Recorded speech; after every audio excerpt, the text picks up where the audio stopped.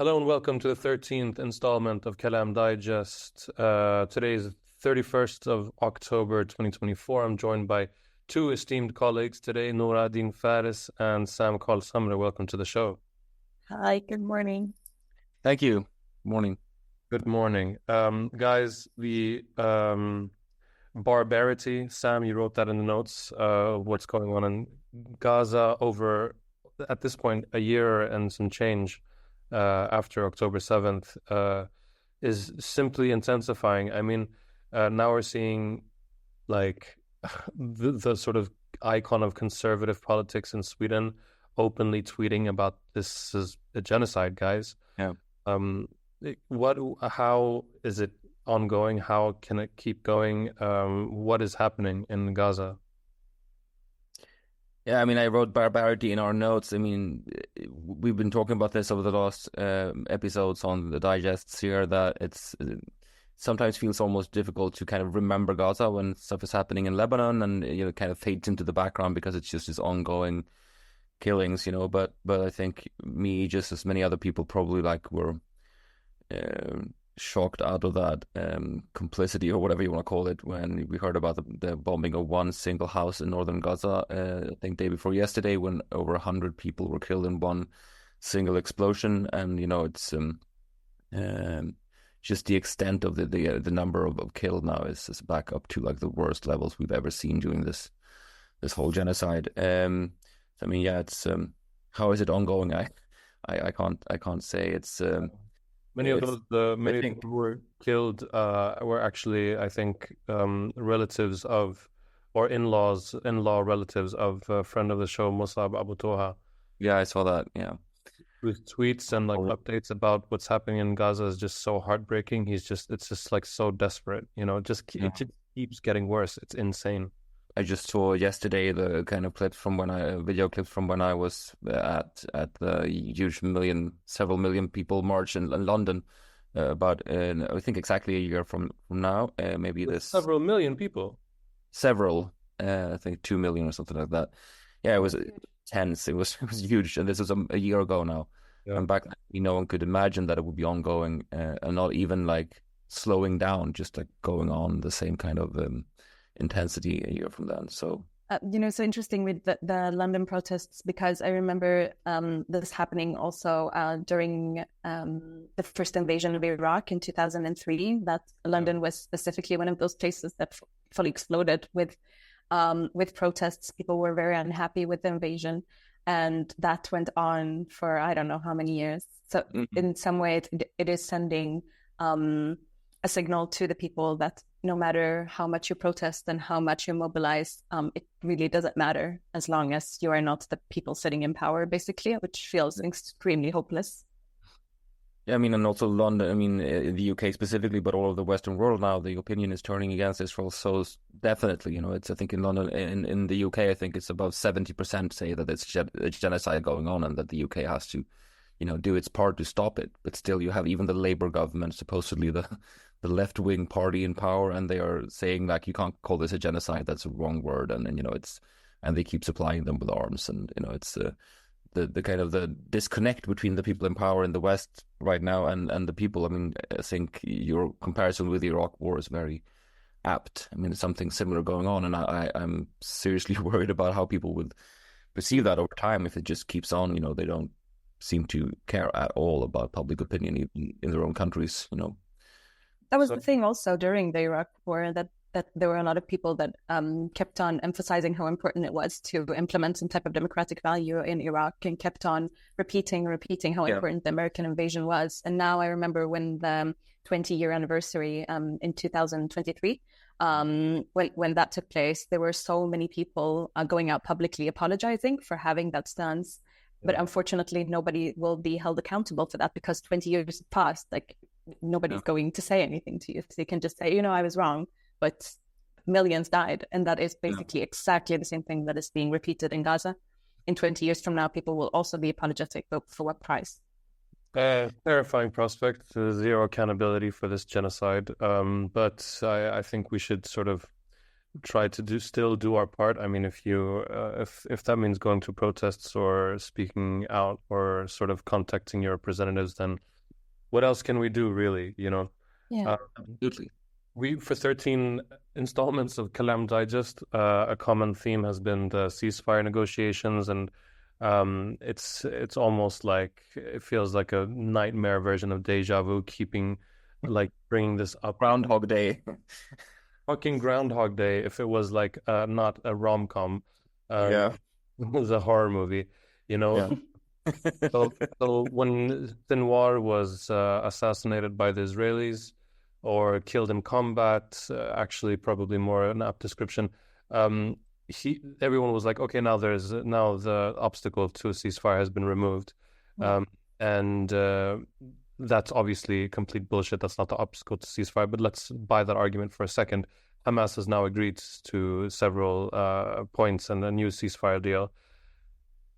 I mean, are we even going to hold our breaths? No, nothing's going to happen. Not before the US elections, at least. And after the US elections, it's going to take a couple of weeks to, I don't know, get into the White House and to just start the entire process up from scratch. Yeah. What do you think? I think you're probably right, Nora.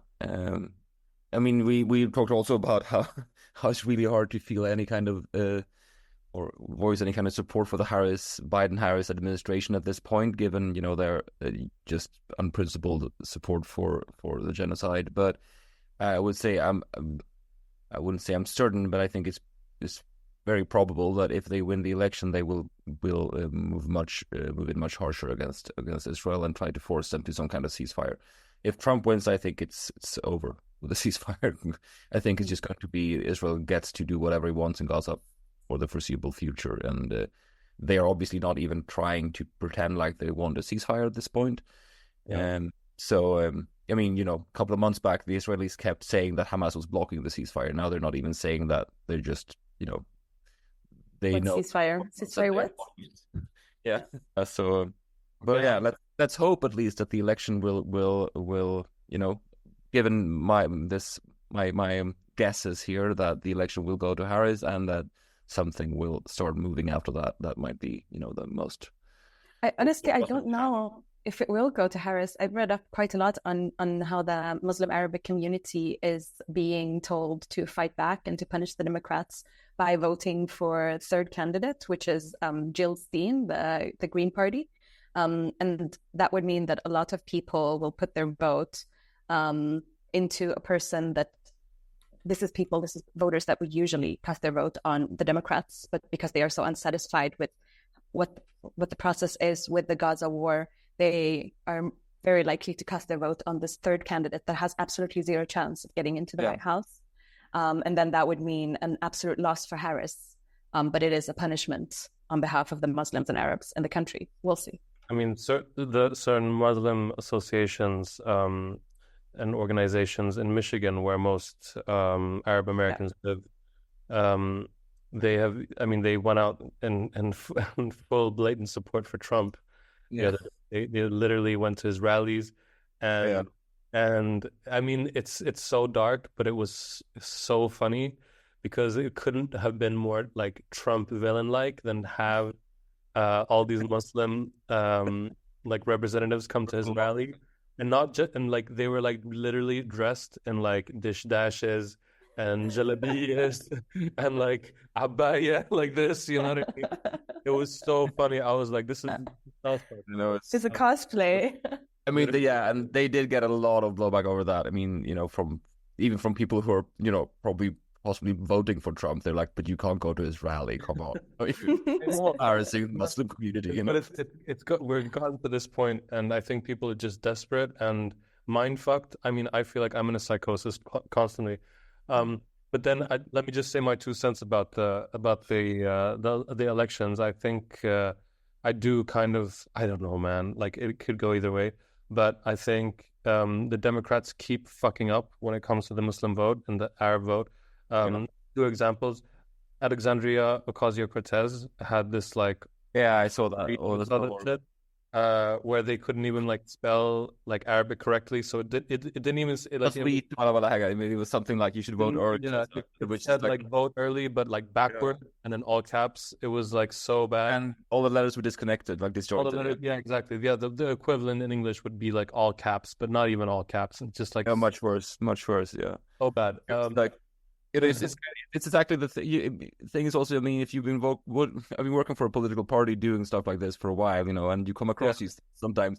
And it's as soon as some communications guy has just put a phrase into Google Translate, then copy pasted it in Word, because Word usually doesn't, at least historically, it didn't actually, it couldn't like join the letters together correctly in Arabic, so you just end up like this. What's crazy, this like literally can do it on Google Translate. Prove that no one on your entire campaign team even knows how Arabic looks. Not like they don't speak it properly. They have no clue how it's supposed to look. Like not a single person. So that was the one thing. The other thing that I saw was, I mean, everyone's freaking out about this Tony Hinchcliffe or whatever his name is, calling Puerto Rico a floating pile of garbage, which is really bad and racist. But what? It's a shit show. It's so bad. But what people didn't I haven't seen anyone react to this other than people like on my Twitter feed, which is what Rudy Giuliani said. Rudy Giuliani, guys, can we? Yeah. So what did he say, bro? Rudy Giuliani. Let me just remind you. Okay, 4 seasons, total landscaping. He was nearly entrapped in a Borat movie. This is Rudy Giuliani. All right. So he fucking said, okay, and this is when the segment stops becoming funny. He said that Palestinians are taught at the age of 2 to kill Americans and that they're terrorists. And the Palestinians are taught to kill us at 2 years old. They won't want a Palestinian in Jordan. They won't want a Palestinian in Egypt. And Harris wants to bring them to you. They may have good people. I'm sorry, I don't take a risk with people that are taught to kill Americans at 2. I'm on the side of Israel. You're on the side of Israel. Donald Trump's on the side of Israel. And they're on the side of the terrorists. Which in the current climate and, considering what the USA does to terrorists and what Israel does to terrorists, he's literally, saying that 2-year-olds, Palestinians are legitimate targets. Yeah. No one, I mean, the Democrats are obviously like, they activated the machinery to try to make a political point out of the Puerto Rico slander. But they haven't said a fucking word about Rudy Giuliani. Neither has the media. Neither has the media. It blows my mind. Like, do Palestinian lives matter that little? You're right. Like, Oxfam published a report recently saying that, like, this is the deadliest period for women and children in any war in recent memory. Like, what the fuck? Okay. Anyway, you're totally right. I mean, I think also the thing is, like, I mean, the comedian was really obviously horrible and racist, but he was trying to be, transgressive. He was trying to, he was supposed to say stuff that was supposed to be funny, going too far. That's being funny, to the right-wing audience.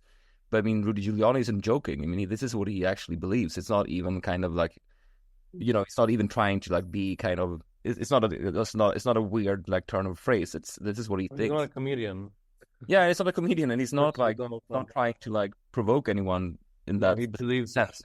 The last thing about the elections, I think it's important to see that. I mean, for every election up until now, 60% of the Arab vote has gone to the Democrats. And that is, that's a bit surprising given that, a lot of the Arabs in the US are Lebanese Christian conservatives, basically. That's a very big, part of that demographic. So it's been a very strong support, even when Hillary Clinton got, I think, 65% of the vote and, less than 20 went to Trump the last time. Biden got 59 or something, right?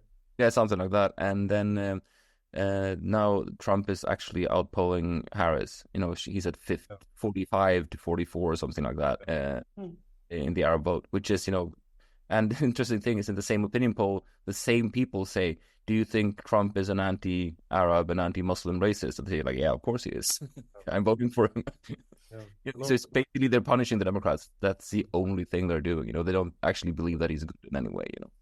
Which is a rational thing. That's what you do. That's what democracy is. If to anyone considering this to be sort of, or to feeling the urge to condescendingly tell Arabs to vote for the Democrats, that's not how democracy works. You're allowed to punish people you don't like.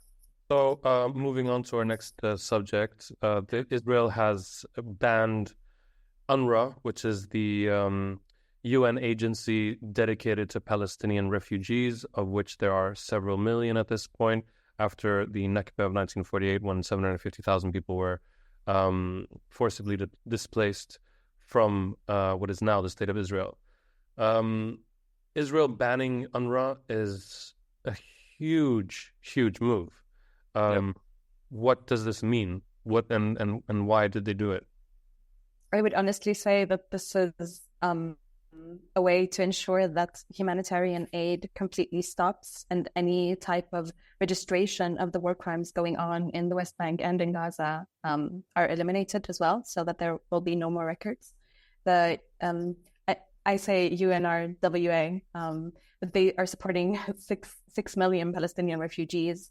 It is the main humanitarian agency in Gaza, and they provide all things from school to health centers. It even gives out loans to Palestinians.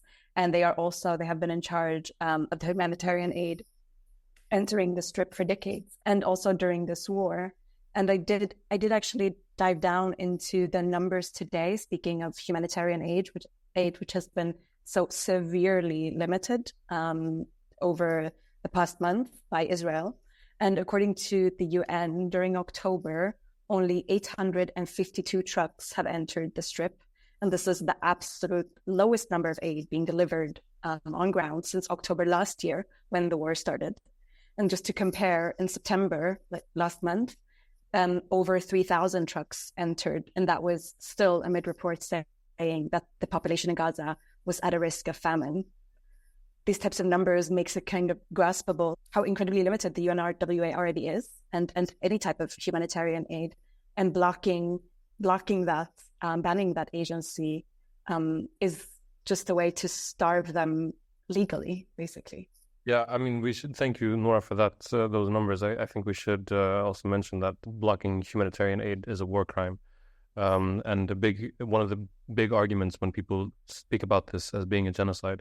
Sam, can you talk about the significance of UNRWA in terms of its work with the refugee question and the right of return, and its significant, and why Israel hates it so much in terms of that? Yeah, I mean, I think Nora, a very good summary of what it's doing on the ground. I mean, that is the important thing, that it's the work that it's carrying out every day. And, huge part of the Palestinian community is totally dependent on UNRWA to even exist, to survive day from day, and for schooling, and for everything. I mean, it's a lot of the basic kind of infrastructure of Palestinian society is based around this organization. But I mean, as you said, Edgar, it's also about UNRWA is established specifically to ensure that the Palestinian refugees have the right of return. It's an organization based on that kind of the UN recognizing that right as an inalienable right for the Palestinian people. And this is, of course, why Israel hates it. They want to dismantle it. They want the Palestinians in exile and in the occupied territories to basically just disappear, to dissipate, into other countries. This is something you often hear from pro-Zionist, pundits saying oh, well, other people just go away. Why haven't you? Why are you still around? Somehow weirdly they're disappointed that their ethnic cleansing hasn't, resulted in the disappearance of the Palestinian people. And this existence of this kind of recognized group and organized around this UN institution is kind of an embarrassment to the Israeli state as it is. And by boycotting or outlawing that organization, they're obviously trying to weaken that cause and weaken the kind of the resilience of the Palestinian community as such, as an exile community, rather than just a huge number of individuals just disappearing from the stage of history. I thought we'd end this segment by listening to the senior director of UNRWA, Sam Rose, reacting to Israel's decision.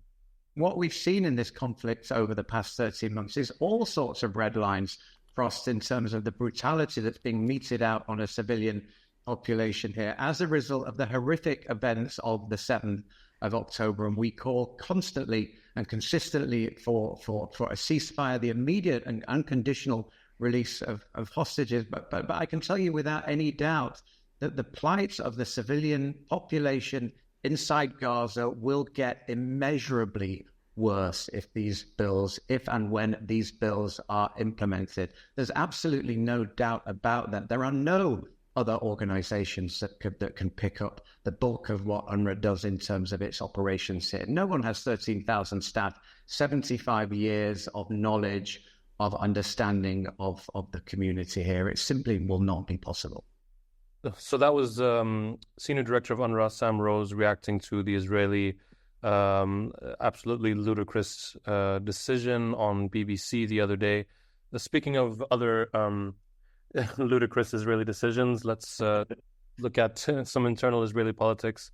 Deaths within the Israeli army are probably higher than previously reported. Sam, you had some numbers there. Can you tell us what this story is about and its significance? Yeah, it's been discussed on this podcast, not least, over a long time now, whether or not the Israeli reporting on, the number of casualties and also on the impact, for example, of the rockets fired from Iran or from Hezbollah are they reliable or not? Because we all know, and they're explicitly saying that they are carrying out kind of a military censorship of the media. They're not allowing free reporting on war-related issues. And what happened just the other day was that Yesh Atid, the leader of the opposition, or one of the two main leaders of the opposition at least, in Israel, and a strong critic of Netanyahu, came out and said, this is a quote by him, "There are limits to how much we accept the alternative facts." And he says then, there's 11,000 injured and 890 soldiers killed since the start of the war. And this is, I'm not sure what they're actually reporting in Israel, but this is, usually, but this is much higher than what's usually been reported. And he says then, these are the correct numbers. I have them because I'm on the inside, and I'm now broadcasting these true numbers because we can't accept that the government is kind of trying to downplay the extent of the casualties that we are having in this war. So that's a huge thing. Firstly, the numbers are high. Compared to the Lebanon war of 82 to 85, in 3 years of war, Israel lost in a total 654 killed. And the Lebanon war of 2006, just 121 killed. And both of those were seen as, really, really putting a heavy strain on Israeli society because they're not used to losses on the scale that, for example, the Palestinians are used to. So that's one thing. The other thing is obviously that Yesh Atid seems to be breaking some kind of code of honor here, of code of silence. You're supposed to follow kind of the talking points of the government, even if you're in the opposition. So we'll see how that plays out. Just one last thing about Atid is it might seem here as if he's some kind of peacenik or against the war or something like that. That is not at all the case. He is using these numbers to criticize Netanyahu for carrying out the war in an inefficient or generally strategically misguided way. He is very much for the war, both against Gaza and Lebanon. And famously or infamously, he said after the strike on Iran, when Israel struck only military establishment in Iran rather than striking civilian targets, he deplored Netanyahu for not making the Air Force attack civilian targets to kind of punish the Irani people. So this is not in any way pro-peace person, but I think anyway the numbers are interesting and the breaking of rank is interesting. Yeah, I think we received a message somewhere, kind of a halfway angry message saying that we should have mentioned or kind of spoken about the Israeli attack on Iran. I feel like it wasn't so newsworthy, No. But maybe we should mention it. Israel did attack Iran and sort of blew up some military stuff apparently, but they didn't go after the oil facilities. They didn't go after nuclear facilities, probably as a direct sort of red line order from the Americans in order for the Iranians to kind of have the opportunity of an off-ramp to not escalate further. But yeah, the Israelis attacked Tehran, Mashhad, and Shiraz with kind of limited strikes. I don't know. The Iranians haven't really reported any casualties. And they recorded 3 dead soldiers, I think, or something like that, which is a very low number, of course. I mean, compared to what we were expecting. Yeah. So maybe that can suffice as us mentioning this. Unless I mean, we should mention it, yeah, because we've been talking about it for a long time. When is it happening? When is it going? Yeah. It was very much. I mean, disappointment is obviously the totally inappropriate word here, but it's kind of it was very much like a not very, as you said, we're not very newsworthy. It was seemed very limited and very much, as you said, we haven't seen the US doing anything useful in this conflict so far. But if there was a fact which seems probable that they pushed them to limit their strike very much, both in terms of what they target and in terms of its extent. I mean, that was a good thing. It seems, Iran is, talking about they were going to strike back, etc. But it seems like they are actually backing down from like escalating that, which would be great. We're not going to have a third world war, inshallah. Inshallah, inshallah. Rabbana yastur. So for our last story, Hezbollah has what is this, like the fourth leader? It's third leader in third. Naim Qasim has taken over as Secretary General, I think is the term, and spiritual leader of Hezbollah. He held a speech the other day, which was ominously kind of interrupted in the middle. Reports of, and then it like started again, but it was kind of weird. Like it was as usual a TV broadcast speech because his location is unknown. That's a minor detail. Do we know anything about this guy? Is this a significant appointment, or is this kind of expected? I mean, he's a long-standing member of the leading group around Nasrallah. He's been, I think he was one of the founding members. He joined already in '82. So I mean, he's a very long history in the movement, and he's a central figure. I think he's been second or third in command, ever since the '80s. Mm-hmm. But then moving him to the front right now, I'm not sure. I mean, I think what I've read and what I've thought myself is that perhaps the important part right now is just to show that they still have leaders around. There's no problem for them promoting someone to take that place. So in that sense, they're showing that there's a continuity in the leadership, which is true. I mean, they do get killed, but there are also more of them. And I think, I mean, in terms of politics, in terms of his positions, I haven't seen anything pointing to him having some specific line. I mean, when Sinwar was elected leader of Hamas, it was clearly like it could have gone other ways. They could have chosen some more moderate person or something like that. But this.